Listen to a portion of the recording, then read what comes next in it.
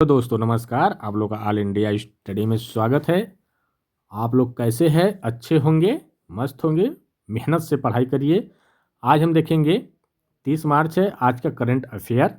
साथ में हम स्टैटिक जीके भी लिए हुए हैं। सभी को व्याख्या के साथ डिटेल में बताते हुए चलेंगे। तो आइए प्रश्न नंबर 1 पर। ग्लोबल स्टॉक टेक किस अंतर्राष्ट्रीय समझौते से संबंधित है?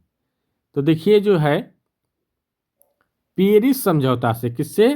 पेरिस समझौता से संबंधित है। ये जो पेरिस एग्रीमेंट के तहत ग्लोबल स्टॉक टेक हर साल, हर 5 साल, ठीक, हर 5 साल में देश की प्रगति का मूल्यांकन करता है। कौन? ग्लोबल स्टॉक टेक जो है हर 5 साल पर देशों की प्रगति का मूल्यांकन करता है। ठीक ना। अगला क्वेश्चन देखेंगे, प्रश्न नंबर 2। हाल ही में सेमिकॉन इंडिया प्रोग्राम किस क्षेत्र से संबंधित है? तो सेमिकॉन तो मतलब सेमीकंडक्टर उद्योग से। ठीक ना।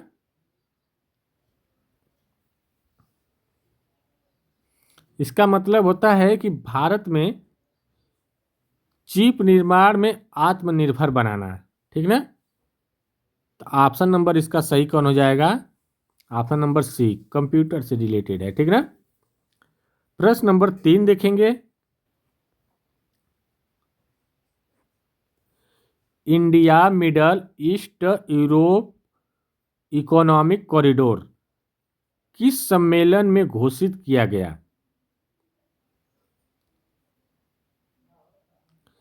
तो देखिए जो सम्मेलन हुआ था G20 का सम्मेलन, उसमें इसको घोषित किया गया था। ठीक ना। जो व्यापार को बढ़ावा देगा। तो इसका सही जवाब क्या हो जाएगा?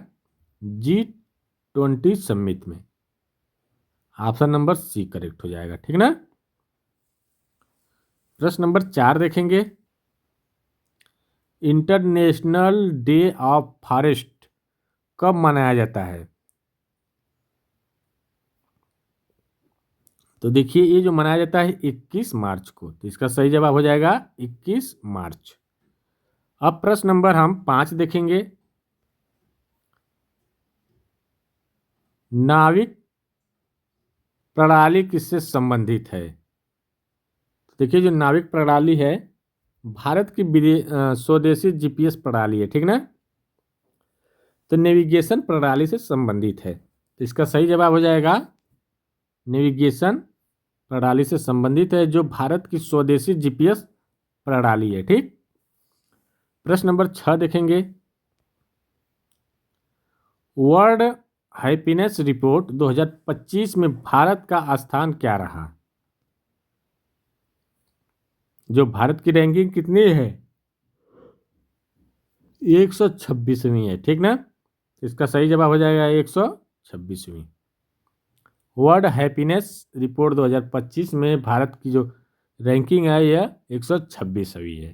ठीक ना, बहुत पीछे। प्रश्न नंबर 7 देखेंगे। एक्सरसाइज मालाबार किन देशों के बीच होता है? तो देखिए जो एक्सरसाइज मालाबार है यह एक बहुराष्ट्रीय नौसैनिक अभ्यास है। ठीक ना। क्या है? बहुराष्ट्रीय नौसैनिक अभ्यास है, जो भारत, अमेरिका, जापान और ऑस्ट्रेलिया के बीच होता है। ठीक ना। तो इसका सही जवाब हो जाएगा ऑप्शन नंबर बी। प्रश्न नंबर 7 हो गया। प्रश्न नंबर 8 देखेंगे। पीएम विश्वकर्मा स्कीम का उद्देश्य क्या है? किसानों की सहायता, कारीगरों की सहायता, या विकास, शिक्षा सुधार, या स्वास्थ्य सेवा? तो देखिए विश्वकर्मा स्कीम की बात हो रही है, तो यह कारीगरों का विकास की बात कर रहा है। ठीक ना। कारीगरों को आर्थिक रूप से मदद मिले जिससे कारीगर विकास कर सके। तो ऑप्शन नंबर बी करेक्ट हो जाएगा। प्रश्न नंबर 9 देखेंगे, आदित्य L1 मिशन किससे संबंधित है? तो देखिए जो आदित्य L1 मिशन है यह किसके द्वारा लॉन्च किया जाता है? इसरो के द्वारा लॉन्च किया गया है, ठीक ना। किसके अध्ययन के लिए? सूर्य के अध्ययन के लिए। तो इसका सही जवाब हो जाएगा सूर्य। प्रश्न नंबर 10 देखेंगे, स्टार्टअप इंडिया इनिशिएटिव कब शुरू हुआ? तो स्टार्टअप इंडिया की बात कर रहा है। तो जब स्टार्टअप इंडिया जो शुरू हुआ वह 2016 में हुआ, जो इसका जो उद्देश्य था उद्यमिता को बढ़ावा देना, ठीक ना, उद्यमियों को बढ़ावा देने की बात। तो इसका सही जवाब क्या हो जाएगा? 2016। प्रश्न नंबर 11 देखेंगे, आईपीएल 2026 का आयोजन कब से शुरू हुआ? तो देखिए जो आईपीएल है 2026 यह 28 मार्च को हुआ। तो इसका सही जवाब हो जाएगा 28 मार्च, ठीक ना। ये कौन सा सीजन का है? 19वां सीजन का, ठीक। इसमें कितने टीमें भाग लेती है? 10 टीमें लिए भाग, ठीक ना। पहला मैच किसके बीच हुआ है? आप लोग कमेंट बॉक्स में बताइए जो मैच देखते होंगे। कहाँ हुआ है? चिन्ना स्वामी स्टेडियम बेंगलुरु में। किसके बीच? बता दे रहे हैं हम, रॉयल चैलेंजर बेंगलुरु और हैदराबाद के बीच, ठीक ना, सनराइजर हैदराबाद के बीच। प्रश्न नंबर 12 देखेंगे, आईपीएल 2026 में कुल कितने मैच खेले जाएंगे? बहुत महत्वपूर्ण क्वेश्चन है। तो देखिए लीग मैच से लेकर के कुल 70 मैच खेले जाएंगे, ठीक ना। जो 70 मैच लीग मैच खेले जाएंगे उसके बाद प्ले ऑफ खेले जाएंगे। कुल 70 मैच लीग खेले जाएंगे, उसके बाद प्ले ऑफ, ठीक ना, कुल 70 मैच खेले जाएंगे। प्रश्न नंबर 13 देखेंगे,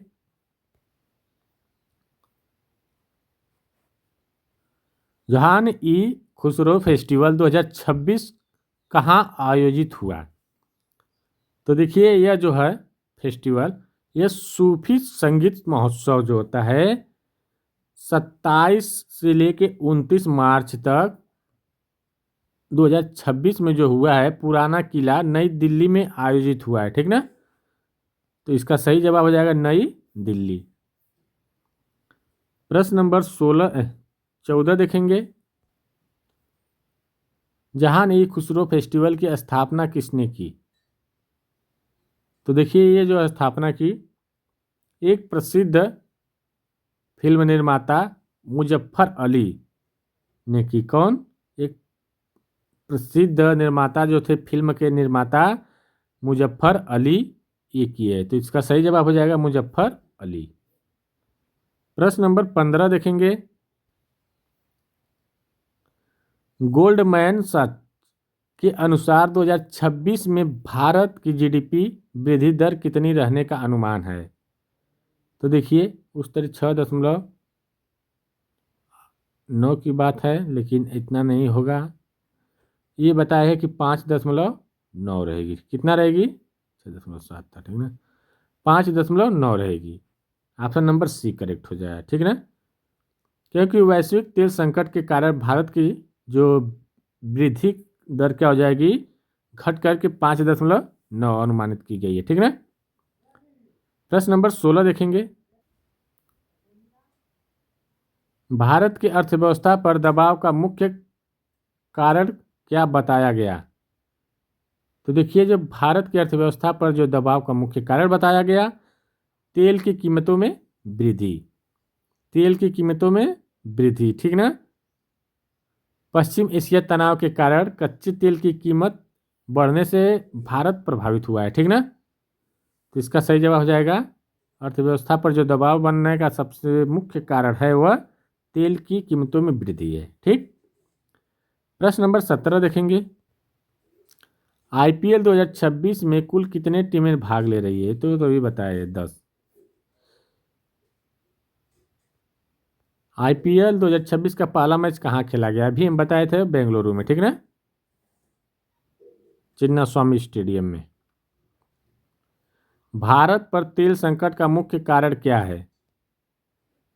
स्टेट ऑफ हार्मोन संकट, ठीक ना, जो तेल मार्ग की आपूर्ति करता है भारत के लिए, यह क्या हुआ, इस समय बंद है। प्रश्न नंबर 20 देखेंगे, जहां खुसरो फेस्टिवल किससे संबंधित है? तो देखिए ये जो है सूफी संगीत से है। इसके संस्थापक कौन है? मुजफ्फर अली, ठीक ना। अगला क्वेश्चन देखें, ये कहाँ हुआ था? अभी हम बताए कहाँ हुआ था, दिल्ली में, नई दिल्ली में, 27 मार्च से 29 मार्च तक, ठीक। प्रश्न नंबर 21 देखेंगे, स्टैटिक जीके से रिलेटेड क्वेश्चन आ गया। कह रहा है पृथ्वी का सबसे बड़ा महासागर कौन सा है?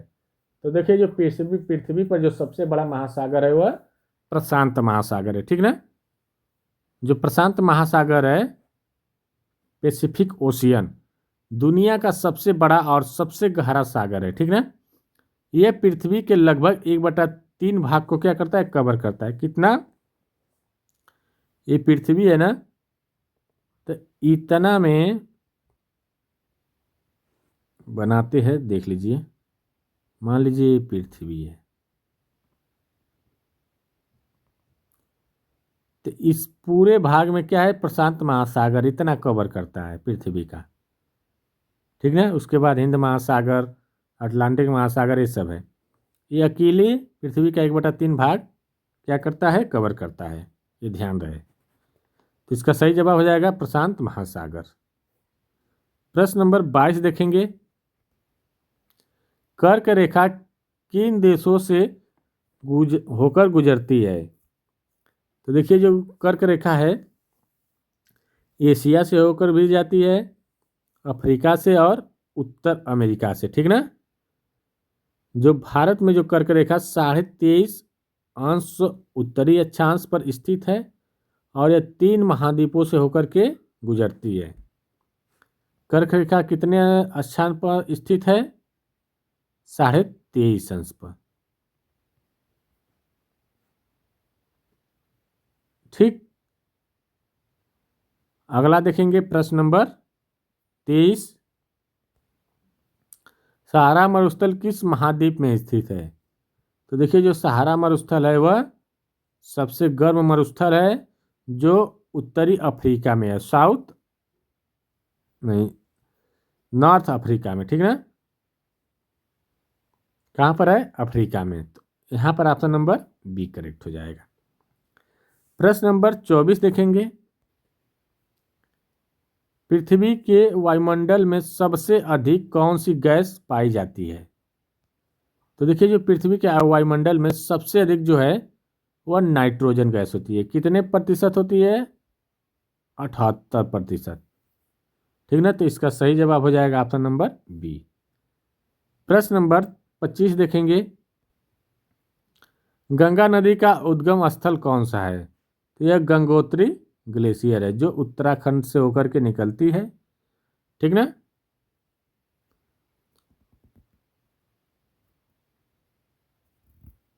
अगला क्वेश्चन देखेंगे, प्रश्न नंबर 26, पृथ्वी का सबसे ऊंचा पर्वत शिखर कौन सा है? तो देखिए जो पृथ्वी का सबसे जो ऊंचा पर्वत शिखर है वह माउंट एवरेस्ट है। कहाँ स्थित है? चीन में, अरे नेपाल, नेपाल और चीन के बॉर्डर पर है, तो नेपाल में स्थित है। इसकी लंबाई 8,848 मानी जाती है, 0.86, ठीक ना, मीटर। अगला क्वेश्चन देखेंगे, प्रश्न नंबर 27,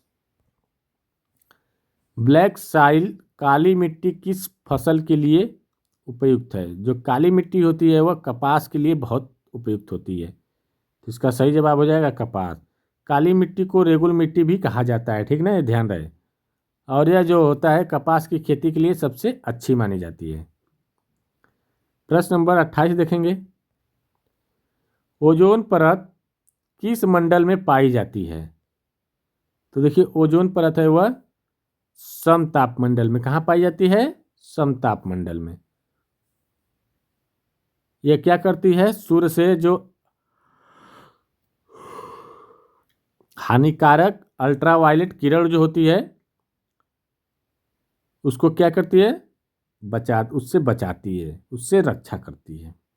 पराबैंगनी किरणों से, जो सूर्य से निकलने वाली पराबैंगनी किरण होती है उससे हम ही लोग को, मनुष्य को, पूरे जीव जंतु को बचाती है। अगर वह आने लगेगी नीचे तो कैंसर, स्किन कैंसर, बहुत से बीमारी होंगी। ठीक ना। प्रश्न नंबर 29 देखेंगे। नर्मदा नदी किस दिशा में बहती है? तो ये उल्टा बहती है, पूर्व से। सभी नदियाँ पश्चिम से पूर्व बहती है। नर्मदा नदी नर्मदा नदी जो है पूर्व से पश्चिम बहती है, तो पूर्व से पश्चिम, ऑप्शन नंबर ए। कहाँ जाकर मिलती है? अरब सागर में।